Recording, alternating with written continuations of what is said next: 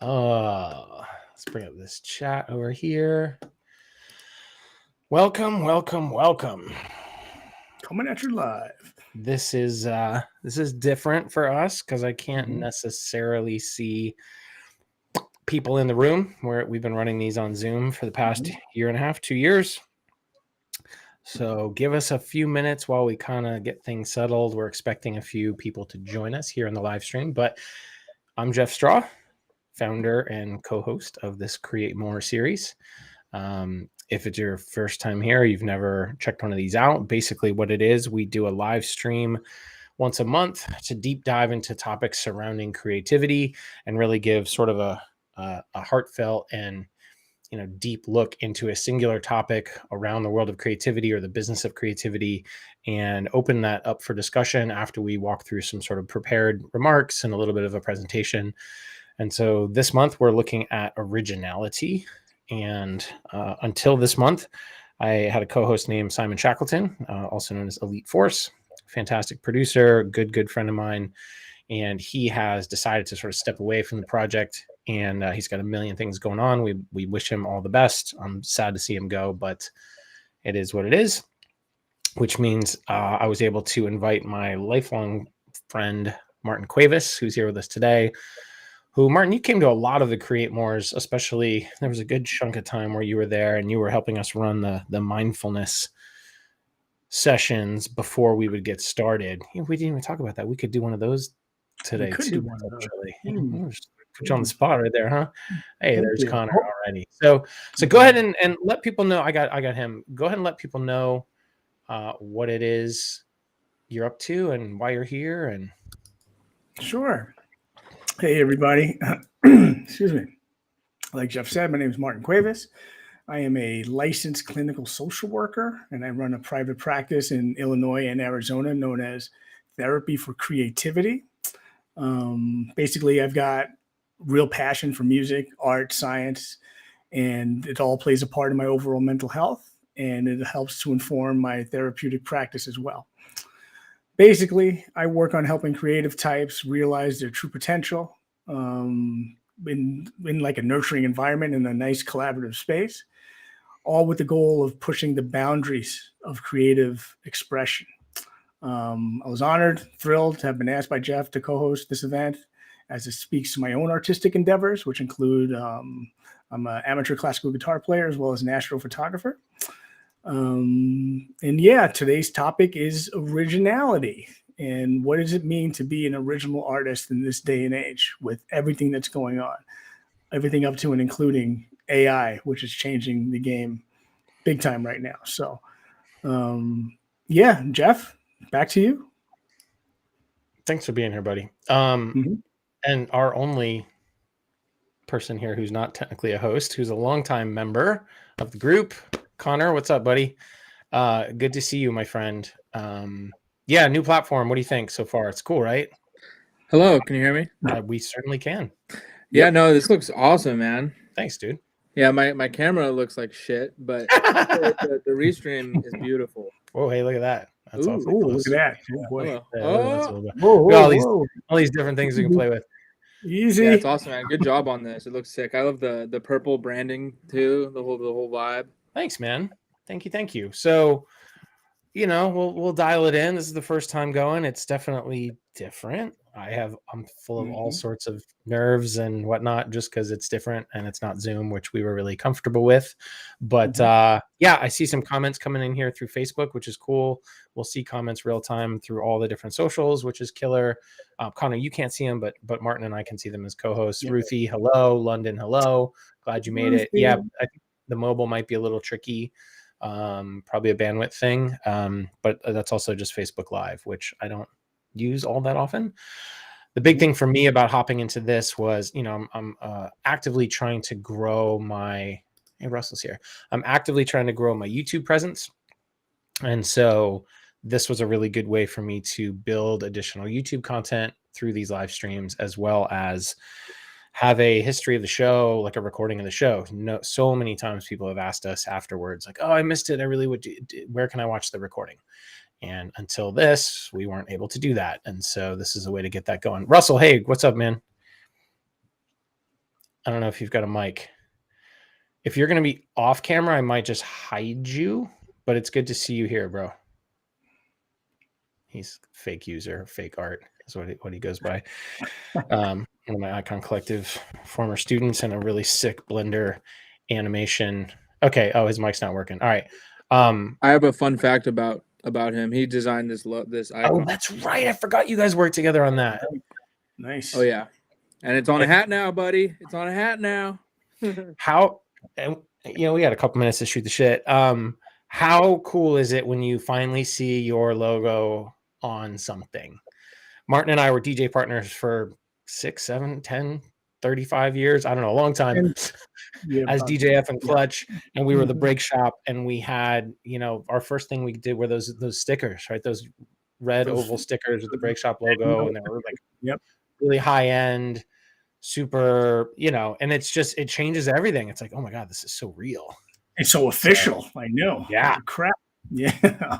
And then you start seeing stickers around on people's cars and other people's turntables and shit. It was cool. It's good times. Yeah, that was fun. Anyways, I'm in line for a hat. I hope. I'm definitely down for Team John Connor. Oh yeah.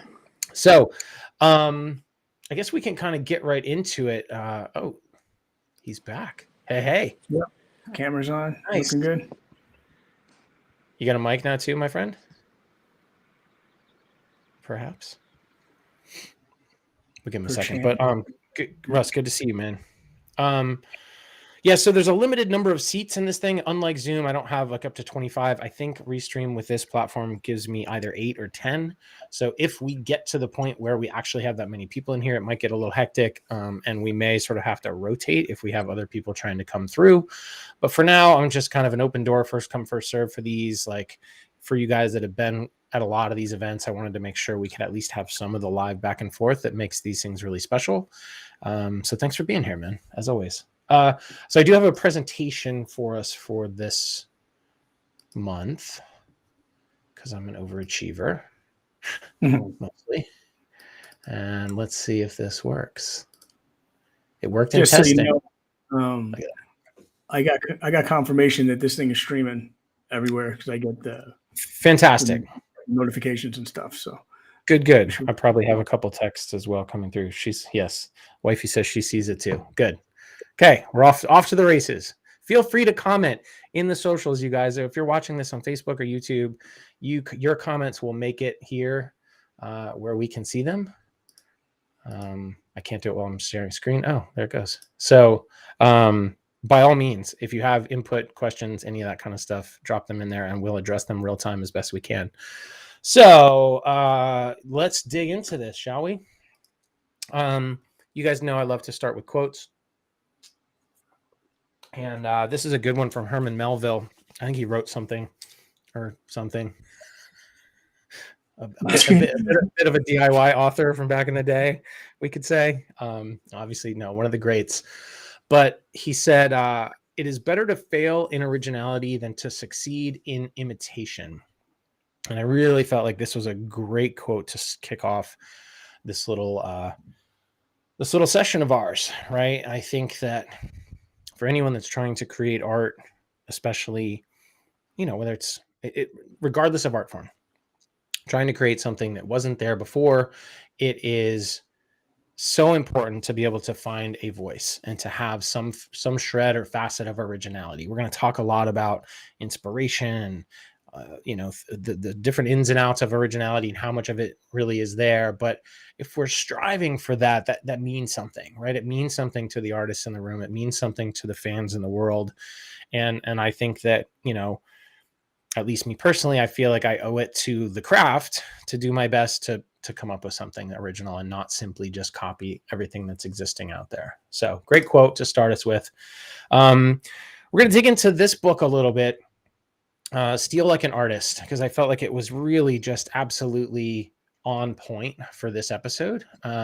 Austin Kleon, fantastic author. He's written a good number of books, but this one really hits home for the topic. And this is just one little graphic that I pulled from his website that's also in the book, and kind of his take on what's a way to steal like an artist, so good theft versus bad theft. And kind of an interesting dichotomy here, right? We've got things like honor the original art versus degrading the original piece, giving credit versus plagiarizing. And the big one, and we'll talk about this one a little bit more detail as well, is this notion of transforming versus imitating. And for me, especially as a younger photographer than I am a musician, I've been playing music most of my whole life. Photography really only seriously for about 6 years. It's much easier for me to be heavily influenced by someone and be able to try and transform that work and put my own spin on it. But I see that not long ago I was simply imitating, right? And so I think that all of this takes work and takes practice, and some of it takes quite a bit of time. But again, these are just some of Austin's kind of looks into this. Robin says, I mentored under Malcolm McLaren. He always said to do a few things really well. There's no future in mediocrity. I like that too. So getting into this a little deeper, this notion of transforming influences, excuse me. I think that, do I have to key this in? Okay. Again, this is pulling from Austin's sort of thesis here on this book, which is the way to steal like an artist is to transform your influences and not to simply imitate. And to do that, one of the smart things is to have a multitude of inputs, right? Because if we've got 4 or 8 or 12 different inputs that we're really drawing deep levels of inspiration from, then what comes out the other side, even if we're doing our best to sort of imitate and create an homage to some of that work, we have so many different influences that it's going to put a big stamp on our style, especially early when we are trying to find our voice. He said in a podcast I listened to recently on from Colin and Samir, and if you don't know those guys, I can link to it in our Discord. But Colin and Samir, amazing YouTube podcasters, he said to them, nothing is completely original, but there are ideas that take us to places we've never gone before.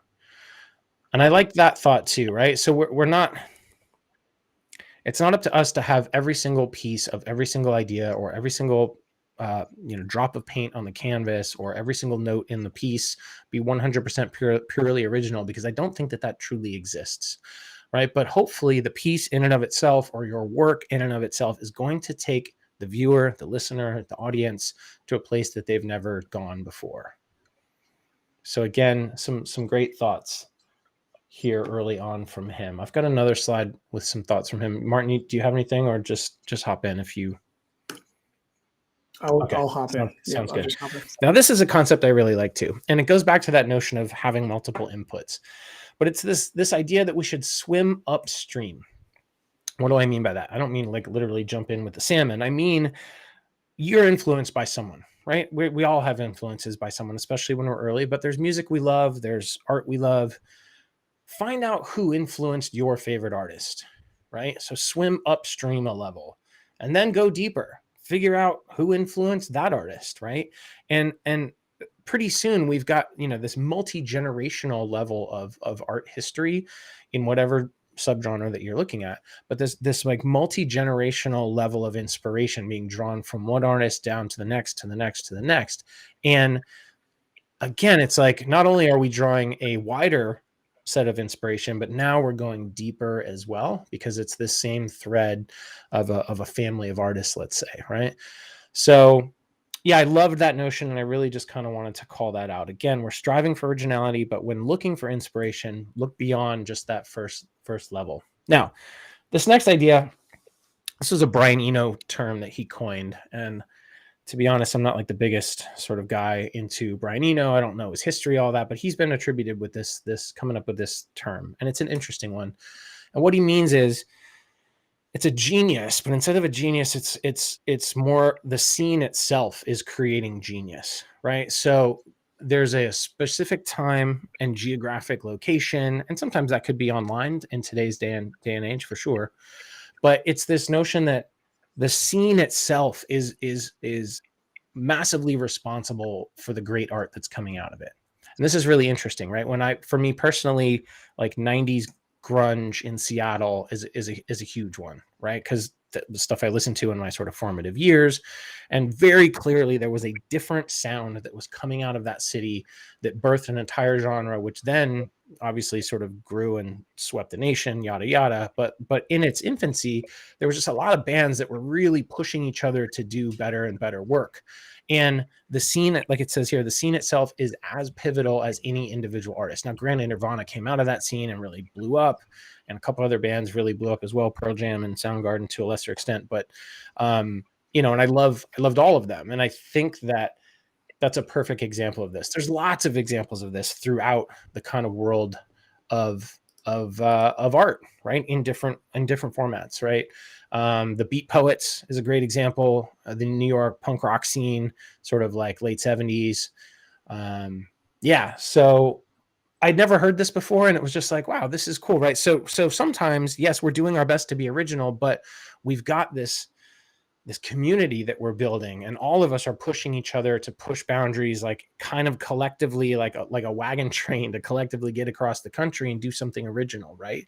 And there's something very helpful about that notion of community. It's one of the main reasons we started this thing here called Create More, was to have, you know, a community of artists that we felt we could reach, that we felt we could get to know, that we could support, and that we could give critical feedback to if it was desired. Like, there's so many beautiful things about communities, and not saying that we're the grunge rock 90s here in Create More, but like, you know, it was that same sort of ethos. So anyways, wanted to bring that up. I thought that was kind of an interesting term that he had coined there. Let's see what we got next here. I don't know, because this doesn't have a title. Another quote.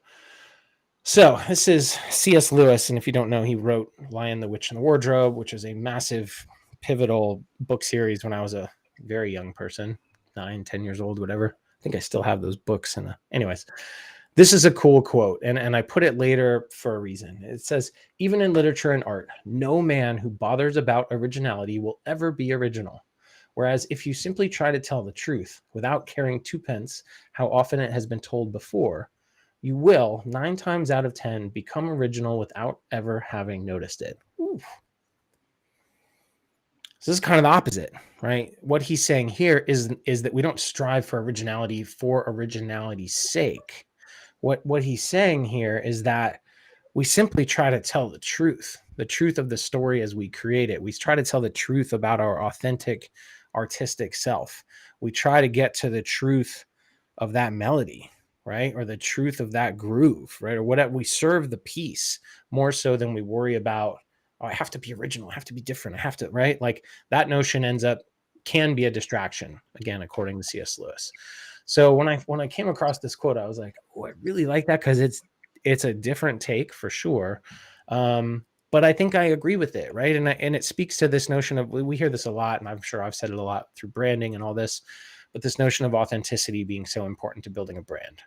And you know, according to Mr. Lewis here, does he go by CS? I don't know him on a first name basis, but you know, that notion of just being yourself and being authentically you and being truthful is going to push towards originality, because no one else is us, right?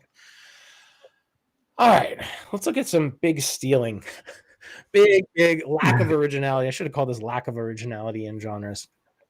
I think we all kind of, a lot of these are just common knowledge. I'm not like saying anything that hasn't been said before, but, you know, looking back into a lot of the big pop culture movements, you know, rock and roll completely was driven and stolen from the blues and from rhythm and blues, and not very well attributed, right? Hip hop clearly sort of was born from sampling, and mostly from funk records. Like, early hip hop owes so much to James Brown, and so much to Parliament Funkadelic. And, you know, the West Coast, all the Dre stuff was all Parliament Funkadelic, and all the East Coast stuff was all James Brown. And like, yeah, there were guys pushing and digging for deeper samples, but that was the basis of so much of it. What else? Trip hop, down tempo, lounge, whatever you want to call it, was simply the taking those same hip hop samples and getting rid of the lyrics, and kind of, you know, borrowing very heavily from the sort of hip hop world. You look at house music that I know and love, you know, and I'm drawing from personal experience, right? This is the stuff I listen to. I'm sure there are other examples. I know, like in classical music, there's some, but again, in my world, there's so much of this that goes on, right? House music that I play out all the time clearly got its roots from disco, that 4/4 dance floor friendly music, right? And on top of all that, like historically, white artists have been stealing from black artists and not necessarily attributing it or giving credit. Um, which is could be a whole nother hour, right? We're not going to go too deep down that thread, but it is worth saying, right? That the lack of originality through many sort of marquee level white artists that were pulling from black artists of their day or of the previous generation that never got the credit that they were due. In fact, I have a couple examples here. Now, this one, Martin and I were talking about this earlier, but this one's mind blowing. Johnny Cash's Folsom Prison Blues is a direct ripoff of a song called Crescent City Blues that gutted me, just gutted me. It's one of my favorite Johnny Cash songs. I can't imagine anyone else ever singing it. Like it's just so good, right? And it's so his ethos and everything else. And that song is a complete out and out ripoff. And so here's a few other artists you may have heard of. Maybe not, but I'm guessing that yes, right? Madonna, Zeppelin, ZZ Top, Radiohead, even some of these artists that we attribute, in music to like penultimate levels of creativity and the best of songwriters, the Beatles, right? The Prince, have been sued when for plagiarism, right? For copyright infringement. And so, my thoughts here were, that's sad, especially the Johnny Cash bit. But if these greats, let's call it, are getting sued for copyright infringement and not necessarily having their own original ideas, like how the hell am I supposed to come up with a good song on my own when like Prince is stealing from people, right? Or John Lennon is stealing from people, or Led Zeppelin is stealing from people, right? Like what hope do I have, this sort of, meager young, so not young, meager, small songwriter. And it's a little disheartening, right? When you think about it. And so like, I don't necessarily have an answer to that, but I also think that once someone is thrust into the spotlight in that way, like a Radiohead, for instance, and they're sort of heralded as such an amazing act, which I agree with, but there's such a pressure to come up with something unique and new and different from record to record and single to single. And you not only have record companies, you have fans, you have the press. It's a lot harder than, writing that first album of yours that took your whole life to get to, and you have all this experience to draw from. And then next thing you know, you've got 6 months to deliver another album. And, a lot of times artists struggle with that. And I don't know if that's part of the deal. Clearly, I don't know any of these people personally, but it is just strange to see that it's so commonplace, I guess. Yeah, Crescent City Blues. Go listen to it after the show. You'll either thank me or you'll cry. I think this is kind of my last like big point, and then we're going to open it up a little. So, if you're in the Facebook live stream, there should be or if you're any of the other socials, there should be a way to join this restream if you want to come on camera and join us. Also, happy to just kind of read through the chats, like I said. And Martin, maybe you can just ping the invite link at the top and drop it into the comments as well to make it easy for people if they want to come through. So this last big piece here is around time and distribution. And I think that socials, as well as the DIY methods of online distribution in all art forms, has changed so much of the landscape of art, right? When you think about how easy it is to simply post, right? I took a photo, I'm posting it for, could be the entire world to see. Likely it's going to be a few hundred people to see, depending on the size of your following and your account and blah, blah, blah. But at the end of the day, that's an almost instantaneous method, right? Whereas before, an artist was given time. He had to have time. He or she had to develop a unique voice and a unique style and a body of work that was actually worth sharing. And a lot of the tools that people use, like in art school and in those formative years, is really a form of imitation, right? You'll take a masterwork and do your best to copy it so that you can figure out, how did Rembrandt get those textures, right? How did um um how do you get those sounds in your arrangement? How do you arrange a track to work on the dance floor so well, right? Like, you're not just granted all of that knowledge. You do that from copying some of the greats. And then eventually, after doing that enough, you sort of build your building blocks and your foundational elements of your art form, and you're able to, um, come out with a voice that means something, right? A bit of an artistic voice. Now, that's not done off in a cabin in the woods for 10 years, right? To come out with like this style. It's like, oh, you wrote a song, you should post it. We should get your social media content going. And look, I talk to artists about this all the time, right? Like, there's no downtime. There's no window to go off and work on the craft like there used to be. There's no need for a photographer or a painter to get a gallery to showcase a whole body of work. So you don't have to have a series of 32 paintings to get a gallery show. Yes, you can, of course, but you can simply just start posting them one at a time as you make them and see how they resonate with people, right? There's no need to get a record label to sign you. You can just sign up for DistroKid and start putting your music out to the world right away. You can get a Bandcamp page and start selling stuff like immediately, right? Things are different now. There's no publisher needed for authors, right? You can self-publish actual paper copies, which is a little trickier, but you can do it. And you can certainly self-publish ebooks very, very easily, right? So this notion of no time left to coalesce in our own sort of artistry to really develop something. It's more like, oh, you made a thing, put it out, let's see how it works. And I think that especially when you look at things like TikTok trends, things like YouTube videos that are being just plagiarized to the point of like exact duplicate scripts, this is I don't want to say alarming, because it's not really alarming, but it's just kind of sad to see, right? And in that world of copying, there's a massive algorithmic reward.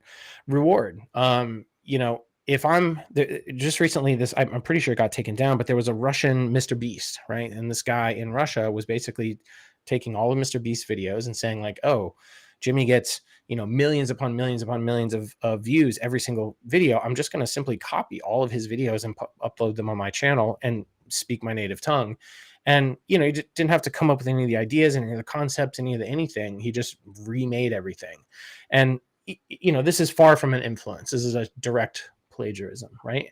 And unless it's that extreme version, if it's once a video here, a video there, it doesn't seem to be any real repercussions for it. So it's an interesting time we live in, right? And the last piece we're going to talk about is actually, I'm going to skip over this for now. I want to talk about about AI, because I asked ChatGPT what is originality.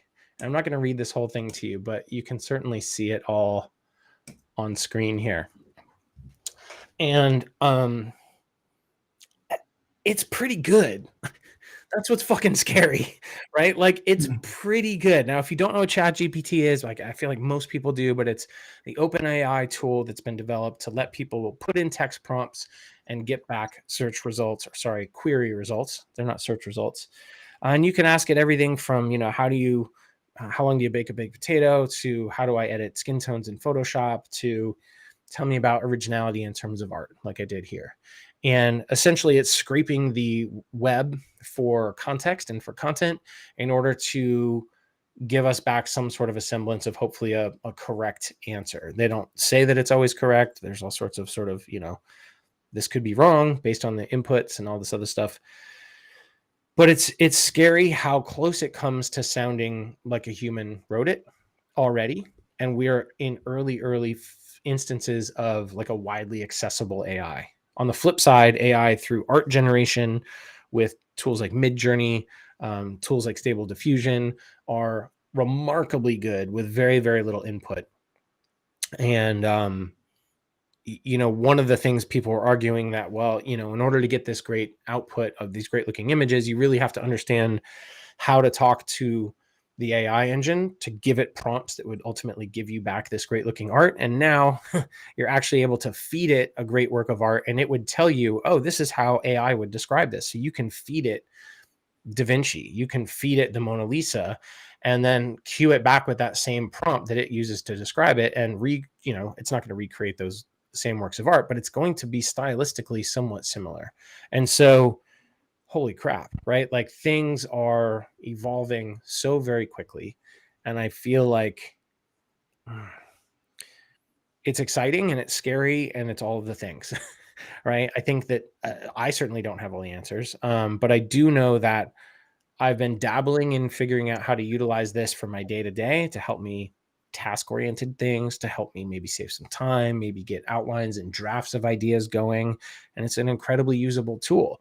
I think what's sad is that it's becoming the only tool for some people. And maybe they're going to enter into the point of, oh, this is the only thing I need to make things. And yes, the number of inputs into the system is almost infinite when you think about it, scraping most of the sort of web. But it's still, to me, as a what I feel to be a true artist, like it's a little sad, right? So we talked about a lot today. I don't want to just sort of jump right in on AI, and I'd love to kind of talk through some of the other points that we brought up, but I'm sure you guys probably have questions and or thoughts around AI as well. So I think that's about all I got. Yes. So I can stop this screen share now. This is as if you guys don't know, that was my contact information. So I think we're all good on how to find Jeff Straw these days. So yeah, I just talked a lot. Thoughts, ideas, questions, please. Martin, what do you got? The whole topic of originality, right? The way you get there, as Jeff was saying, is through imitation, but only to some degree. Everyone wants to, all the artists want to just do their art. If you want to be a musician, play music. If you want to be an artist, paint something or take a picture. And sometimes the pressure of being original becomes so overwhelming that you don't wind up doing any of the art at all. And that happens a lot. It happens a lot. I see it in my private practice a lot too, where folks they can't come up with something that's theirs, and then they just quit and give up, which isn't the greatest thing to do. So it's okay to be influenced by other people. That's how you find your voice, right? The more you do stuff, the more you make things, the more your voice will become a collection of all of those influences and start to feel unique. And when that happens, you'll rely less on what you're getting from other people and more on your own original thoughts. But having that pressure can be either a really good thing or it could be something that holds you back. And that's what could be unfortunate, because there's a lot of talented folks out there that just get caught up in just not being able to do it, whether it's writer's block or something along those lines. So originality is interesting, especially with this new AI stuff, man. Philosophically, there's a lot to think about with AI. Is AI now a better artist than I am? And how much better is the AI going to be? That's a lot to think about. Actually makes my head hurt a little bit, but the fact that I could type in just a question that would have taken me hours to figure out on YouTube and get an answer immediately, it's pretty amazing, but no less terrifying, like Jeff was saying. Yeah, I think the oh my god, here, just playing with these. I think the people that ultimately will be successful are the ones who can find a way to integrate the AI into their workflow in a unique and novel way. I listen to a ton of Gary Vaynerchuk, and Gary has been talking a lot about AI lately, and he says, look, the farmers were scared of the tractor when the tractor was invented because it was going to put people out of work, right? And to a certain extent, it did, and people on the farm had to restructure and look at, oh, you know what? That's actually saved me some time, so now I can go do these other things, right? My dad grew up on a farm. I did not, so I can't speak to what those other things are on the farm. I just know that there are things called farms and they use tractors. I'm sticking with that. So, but like, my point is like Photoshop. Photoshop's another great example in my world that I know a little more about than tractors, right? So I'm a photographer. Photoshop terrified me for my first year and a half, 2 years of being a photographer. I worked in Lightroom exclusively because I could wrap my head around it. And when I finally dug into Photoshop and I really started understanding the power of that software and editing and layers and the manipulation you could do, even for normal looking stuff, I'm not even talking about composite craziness with things like, a polar bear on the moon and that kind of thing. I just mean like there's a ton of manipulation you can do to enhance images and make them beautiful and make them look the way I wanted them to look, even though the camera didn't quite get there, right? Photoshop is an amazing tool for that. Photoshop, I cannot click a button and tell Photoshop, at least now, this could change, I want to see an orca whale in outer space with a disco ball behind it, right? Because when you put that prompt into Midjourney, you get an image, right? And so AI feels to me less like a tool used by creatives and potentially a platform to, do away with the need for creatives, which is, the scary part of it. And also, I think we all saw the Matrix, right? And like every good sci-fi dystopian sci-fi movie that starts with the machines taking over, it feels like we're kind of on the precipice of that stuff not being nearly as far-fetched as it was 5-10 years ago. So what does that have to do with originality? I'm not exactly sure, but I just had to at least throw one Matrix quote in there. Russell, by the way, you're not on camera, so I put your camera away, but if you do want to hop in and say something, I think you're still unmuted. You let me know. So, experience. Oh, his mic's not working. Okay. Bummer. You can chat here too on the socials, or you can just chat to me here privately too. That's fine too. Anybody out there in the Facebook stream with thoughts around that, like, and Connor, you're here live and direct, man. So by all means, like hop in. Like you are one of my favorite creative people in the Bay Area and potentially on the planet. So I have to unmute you. Hello. Hey, there you go. I didn't know. I have master power here on this thing. You did. I was like, I unmuted myself and I was trying to interrupt you, but I couldn't. Yeah, I like that. Yeah, that one hurt. I didn't realize that. Thank you. Now I know. I was about to be like,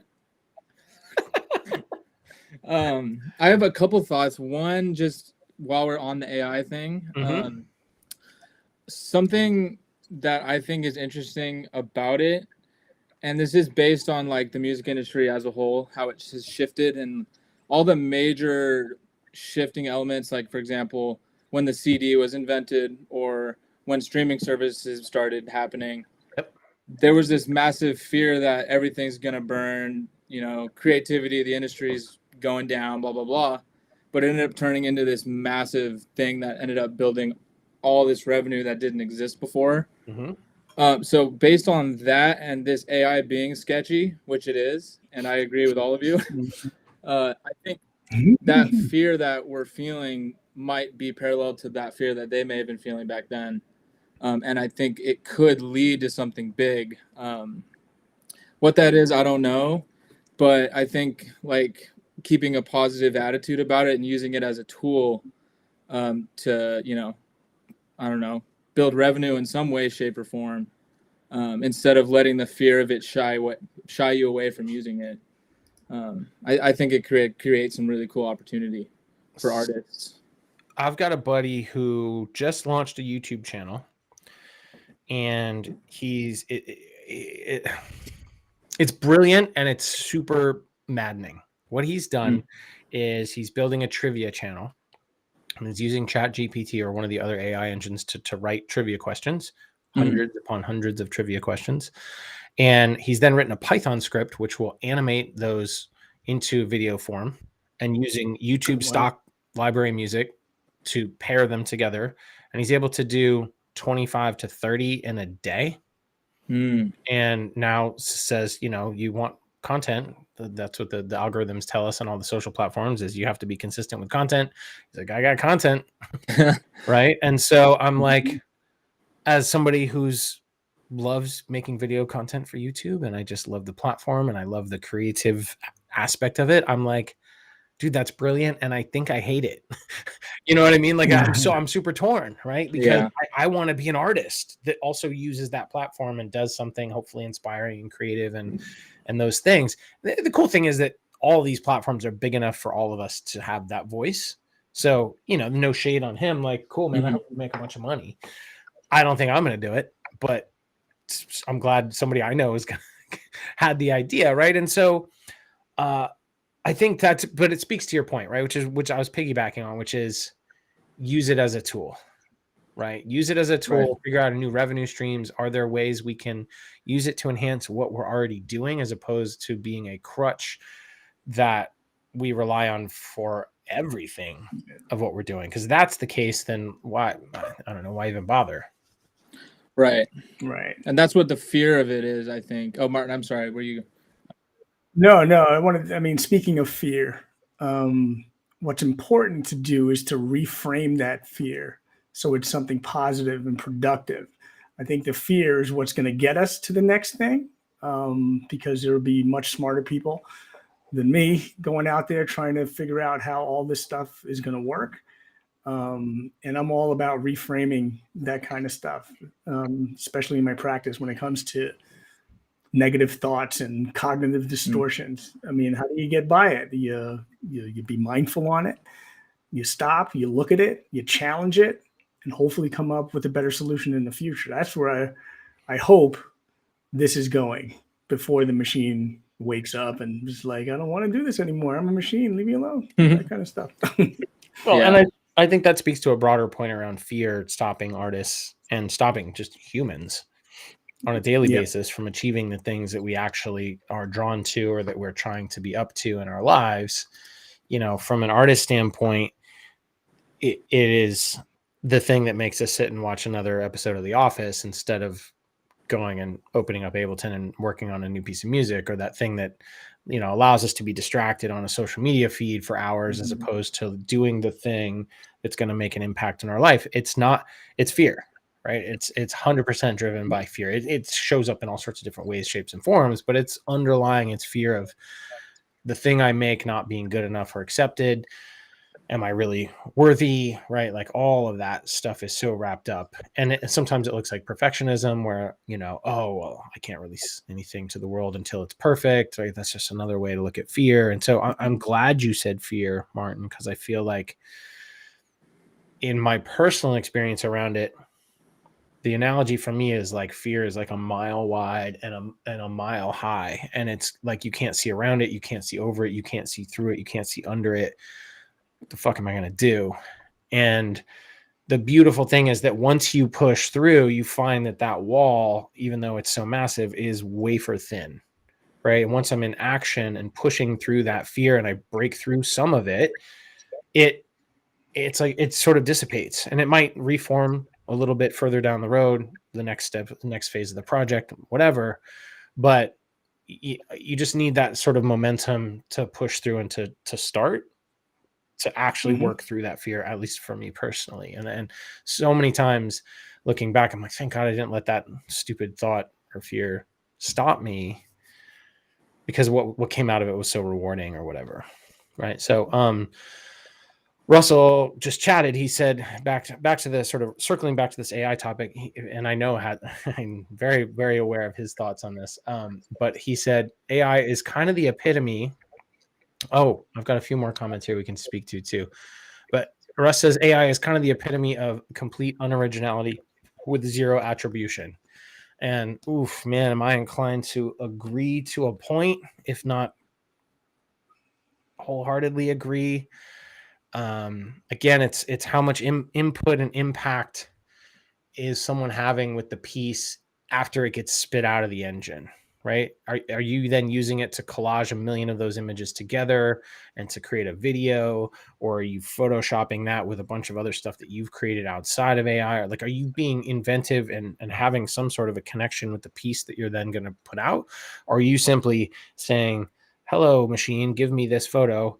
I'm going to sell this as an NFT. Awesome. Look at me. I'm an artist. And to me, while carving and crafting those prompts takes time, I get it. Like, no one's great at it right away. There's some level of learning that goes on with it.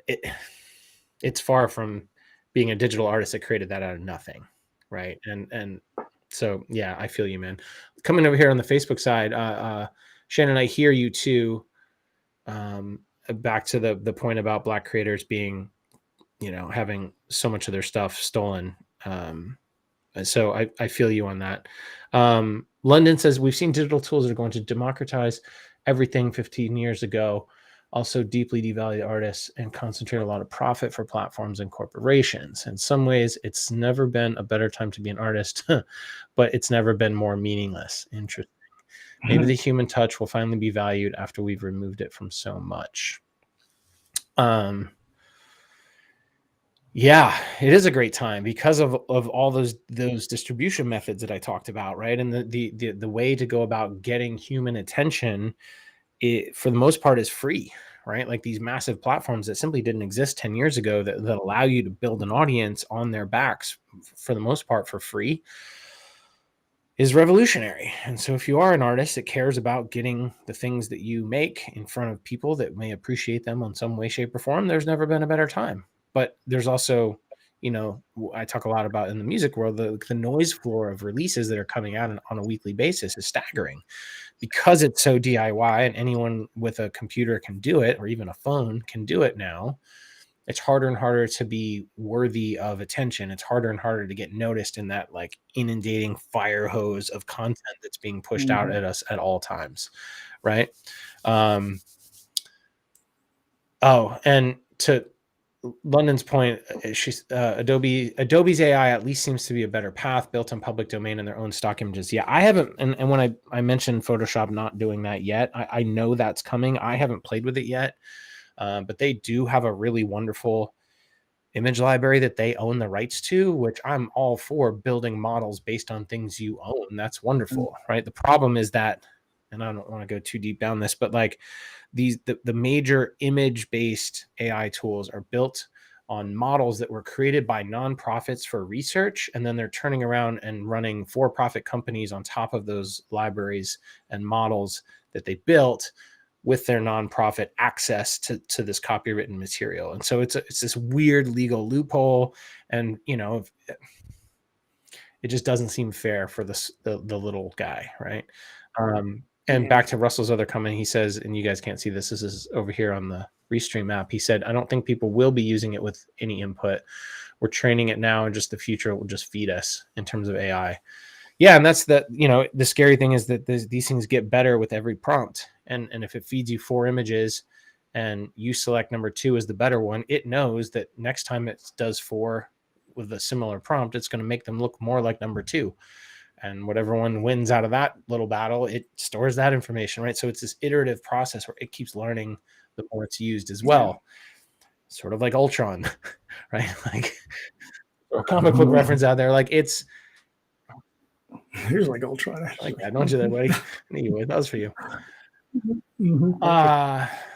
Yeah. So again, I have no answers on this, right? I know that for me, as a saxophonist, I'm original because I'm not even copying myself. Like I don't know from one moment to the next what the hell I'm gonna do because I'm completely in flow state in the moment, improvising when I play music, and that's like what I'm best at. I'm not great at remembering a million songs on acoustic guitar and going and playing them for people because I can barely remember songs I've written, let alone like my dad is amazing at that, right? He remembers every joke in the world. He remembers like play half the Beatles catalog. Like he's one of those that can do a bar band blues set and play for hours and just know all these songs. My brain doesn't work like that. I create in the moment.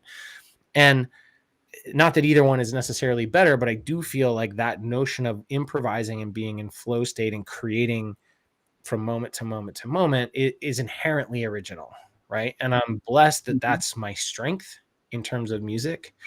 And I'm like super grateful for that, right? Because a lot of people are amazing musicians and they need to be reading sheet music in order to do that, right? Like a classical pianist or something, right? Right. Or, Martin, your guitar playing is, you've been playing guitar a long, long time. If you're back to your metal days, and now you play a lot of classical guitar, like speak to that.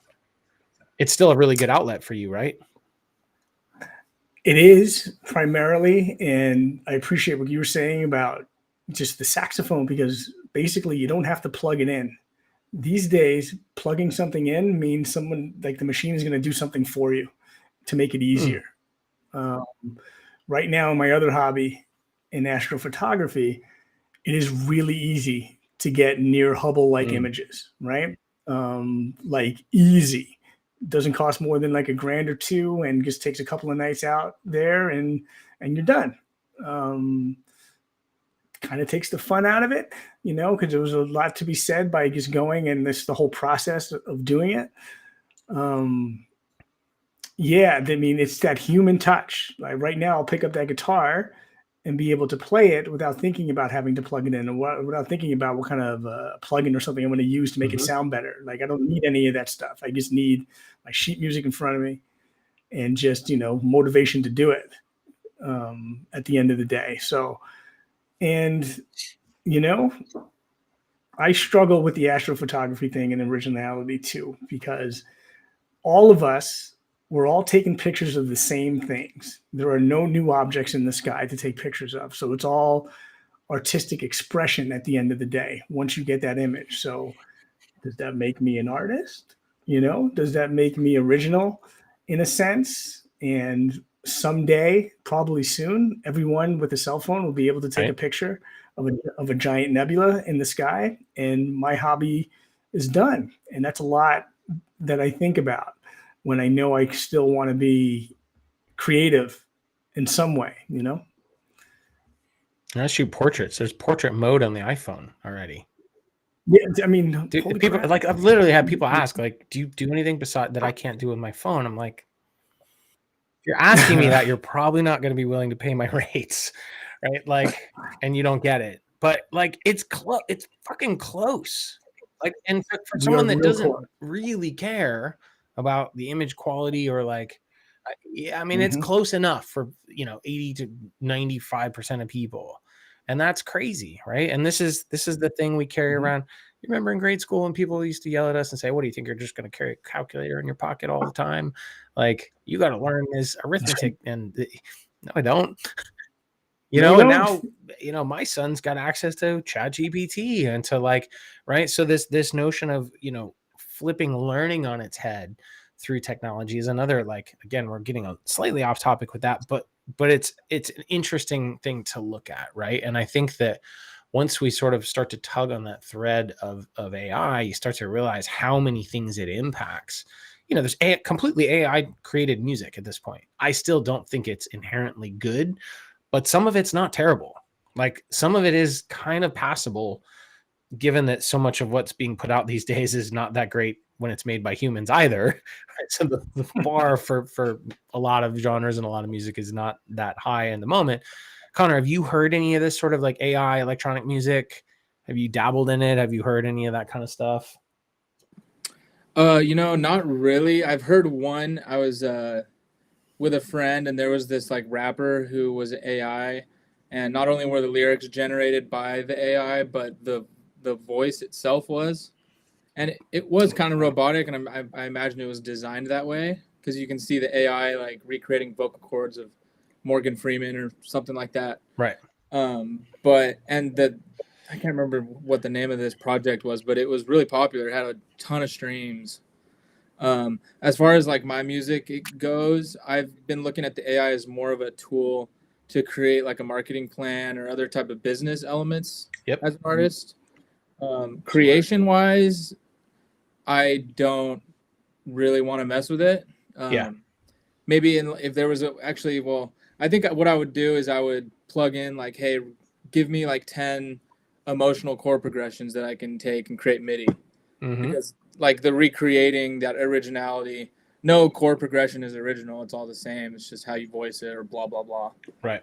So like that's something I would be comfortable with without feeling like I'm belittling the human touch, because I'm also taking those chord progressions off of Google anyways.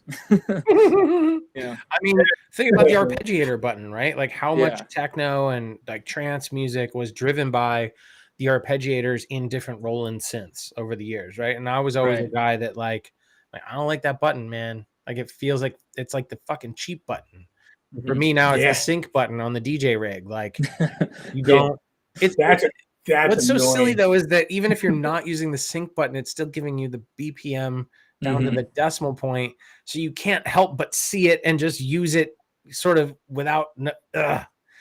Anyways, right? Like there's certain things about technology that I have just like Mhm. pushed against, and part of that's my age, part of it's just maybe what I'm trying to do Yeah. when I'm making and performing music. I don't know. It's a trip.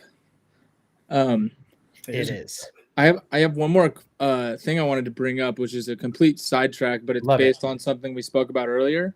If Please. that's okay to Of course, please. okay. Get off the Do AI it. topic. I love that. Because we could go hours about every single thing that we've all spoken about, each element. Yeah. So this goes back to the Scenius thing that you guys were talking about. Yep. And the scene itself is as pivotal as any individual artist. Yep. And I'm gonna reference the hyphy movement. Love it. Mr. Fab, Mac Dre, all these guys, and all that hip hop from like it was like 2000 2010, that whole era was a movement. It wasn't just Mac Dre playing a song, it was Yep. the whole movement. And that is a perfect example in my eyes that the scene itself was pivotal just as much as the artist, if not more. Yes.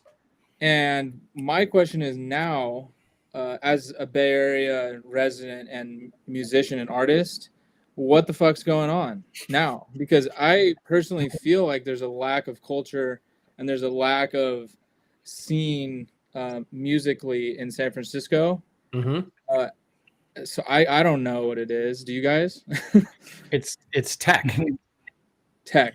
And what Yeah. what does tech sound like? No, I mean Apple, Google, Mm. tech, not Yeah. music, right? Because the sad fact is that when I moved here mid 90s, an artist could easily afford to live here on scraping together a couple gigs and working a part-time job a day or two a week at a sandwich shop or a taxi driver or a bartender or whatever.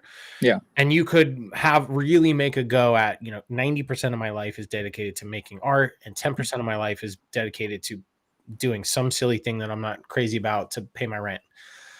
And now it's the opposite, right? It's 90% of my time goes to whatever sort of career thing I have to do in order to keep the lights on and keep a roof over my head to live in this most expensive area of the entire country, or maybe it's one of the top 3. And so as a result, artist after artist have left, right? Like I'm dear friends with 2 guys, Deuce Rock and B Smiley, who have rent control places, who have been in their places for 25 to 30 years. And they have stack upon stack of records in B Smiley's case, or in Deuce Rock's case, records and paintings, because he does both, canvas after canvas. You can barely walk through his hallways because he has so much fucking art just stacked. The guy's amazing, right? And they're like the last Romanowski's another one. He's been here forever, and he tags mattresses when he walks around it. Like they're there, right? But there's not enough of them to be seen as a scene anymore, right? Because so many people have been forced out with incredible rent hikes and with rent control only affecting a small number of buildings in the city and especially in the outlying areas. It was like everyone went to Oakland for a while, and Oakland was sort of going to be the new hotbed for artistic creation. But even then, like practice spaces for bands was hard to find. Venues for bands was hard to find because of all the goddamn DJs stealing all the clubs. I got work at both of those, so I didn't really care. But like when you think about how many live music venues there were versus how many DJ venues there are now, like it's dwindling. So it's harder and harder to get a gig, and it's harder and harder to live. Why don't I go to Portland or Austin or somewhere where it's going to be, half the living expense and have a go at it there, because I'm not being fed by the other creatives that I'm surrounded by all the time. So that's my take. Yeah. But I love that you brought up the hyphy movement, because that's the perfect example of that term, right? And it really felt like a cultural phenomenon in the Bay at that point in time. It was, and it played a huge role in the music industry, for the West Coast. Then of course LA had their thing, but specifically I'm thinking like that Bay Area aspect. Yep. And like you said, the culture now is tech, which you're totally right about. That's 90% of the people you'll see out at the clubs or at the bars, the people you would be in the nightlife communicating with. So I'm just trying to figure out, as an artist, if you want to capitalize locally and like, you know, really build your name locally, what kind of music would that sound like if you want to be recognized, you know, at that tech level that we're talking about? Or is, you know, do we need to figure out what they listen to? I mean, I think you can't let the market dictate what you're going to do. Right. Like you have to be, you know, and you've got 2 project Mm-hmm. aliases, but you know, you have to be John Connor. Right. And whatever, you know, that might not be today what John Connor looked like 2.5 years ago. And that's cool. Yeah. And that's okay. Right. Because while Mhm. you're one of the most fun DJs I've played with ever, you're Mhm. still finding your voice and your sound, I think, as a producer, right? Mhm. Would be fair to say. And Yeah. probably what you were doing a couple of years ago sounds very different than what you're doing now. And Astronomically. I think that's, you know, it's not always better, but it's just different, right? And Right. so, you know, finding other like-minded producers Mhm. and performers and DJs is part of the deal, right? Like one of the Mhm. reasons the Burning Man camps have done so well is they do have a collective mentality. It's like why District does so well. It's why Opulent Temple does so well, is they have this like, well, we've got a crew, right? And not only are the DJs part of a crew, producers, Mhm. but like so are the dancers and so are the fans and so are the people, because not only do they come to the club nights, but they're also then out in the desert losing their minds for a week at Burning Man, right? As Putting their trust up. a part of that camp. And so, you know, I'm not saying like you got to be a burner to be successful, but having that large of a ravenous community Mhm. for connection Mhm. is amazing, right? So like how do you get that outside of the Burning Man scene here or Mhm. anywhere is part of it is finding other producers that you jive with, right? That you can start nights Yeah. with. And, you know, we've had conversations about this kind of Mhm. stuff too. Yeah, and I think through talking, I know it's 8:00, so you can cut me off. No, that's fine. We'll wrap it up soon though, but go ahead. Okay, and I think through talking through this question and idea, I've identified what I'm actually asking, and that is, how, as an artist, can I take whatever culture there is in the Bay Area today and implement it through the originality in my own music? Like what's I was original? replying on this comment. Say that again. I lost you. Yeah, so like kind of like the original point of it of this. I guess this goes back to the steal it like an artist. Is how do I take whatever the culture is today and use it in my own original music as John Connor? Right. And like I guess I don't know what that would sound like or what I could pull from in today's era. I would naturally pull from all the past, and I, you know, with sampling and stuff, and I do that happily. I'm just wondering if there's anything today that's happening that I could take as a inspiration. I mean, you go out more than me, man. And what I see is not necessarily inspiring me. Well, and that's you know, part of that like lowest common denominator entertainment, right? Yeah. Is like what's going to get people in the bar drinking. Yeah. That's all the promoter cares about, and that's all the owner cares about. That's a successful promoter if there's people filling the slots and the spaces at the, you know, butts and seats, as they say, right? Or on the dance floor. Right. And so there's no shortcut to that build, you know. Yeah. It's like finding the peeps one at a time, gig by gig, handshake by handshake, friend to friend, and then finding a way to mobilize those people to like continue to support you. Like, you know, I saw you at Halcyon, whatever that was, a month ago, 6 weeks ago, and you absolutely destroyed, right? Like people were losing their minds. That was an incredible set. That was fun. And how do you capitalize on that to convert more than your core people who already knew you there into like coming to see you next time or following you on socials or whatever that looks like, right? Like, so having strategies to make the most of those opportunities so that when you do get the chance to be original and be creative and gig in front of people, am I getting the most like bang for my buck from a sort of promotional and marketing standpoint? And like, it's never perfect, right? But we can always try new things. Right. And use AI to generate those ideas to try. You know, Why not? And maybe it's you, John Connor. Maybe it's you that starts the next thing. Maybe you know, don't you keep working at it, keep trying to be original. Who knows what the future can hold? That's right, Martin. And I can't not talk about your name and AI because It's a really good point. John Connor saved the universe from AI in all the Terminator Exactly. movies, and You're the savior, bro. you could be that guy. You need to capitalize on You that. should Yeah. be. You figure out how you make money on that. Yeah. You know, John Connor. Interesting. Yeah. I've always knew I had this grand purpose, and I think you just helped me figure it out, Martin. Outstanding. That could be a huge thing for the brand. Jeff, I think we're going to have to have a I conversation about agree. that. Yeah. So Russell has the last quote, and I really like what he just typed in here on the private chat over here. It says, "I think originality gets easier the more you chase internal satisfaction and the less you chase external validation." Preach. It's a good one. That's a great. Can you read that? All right, you guys. I can see it. What's that? Can you read that one more time? Yeah. Oh, I thought you said, "Can I see him?" Because he's not on camera. Oh, He no, said, no. "I think originality gets easier the more you chase internal satisfaction and the less you chase external validation." Bro, Yeah, Russ, well said, man. that was nice. Happiness indexes really high, right? Like internal satisfaction index is really high on this meter. Facebook likes to do not. Right. So make sure you share this on Facebook. No, I'm just kidding. Like, subscribe. I didn't get my fucking numbers up. Yo, you guys, thank you for being here. You know, for those of you that stuck around for the live stream, looks like a few of you are still here on Facebook. So good. Thank you for letting this experiment happen with the shift and for following us along. Super duper appreciate it.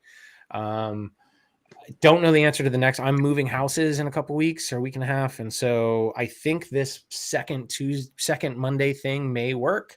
But basically, just stay tuned. We're going to keep the Monday night thing at least for a couple sessions. Not really locked into like which Monday on the calendar. Just stay tuned. We'll get the word out.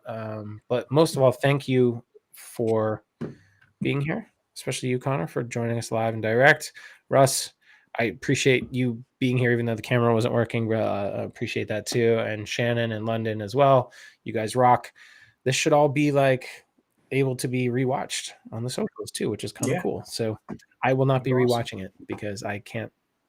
I will not be. I'm never watching this. But if anybody else wants to rewatch it and tell me how good or bad I did, then I'm all ears. But anyways, thank you guys so much. Appreciate your time, expertise, opinions, and all of that. And I guess that's about it. Martin, any last thoughts from you, or are you good? No, I appreciate all you guys. And thank you, Jeff, for having me here this week. This was a lot of fun. Very important topic when it comes to being an artist. And let's keep the conversation going. Sounds amazing. All right, you guys. Keep it real. Go create something awesome. Thanks, guys. Love you. Love you guys. Later. Take care. Brush your hair. Beard. Brush your beard.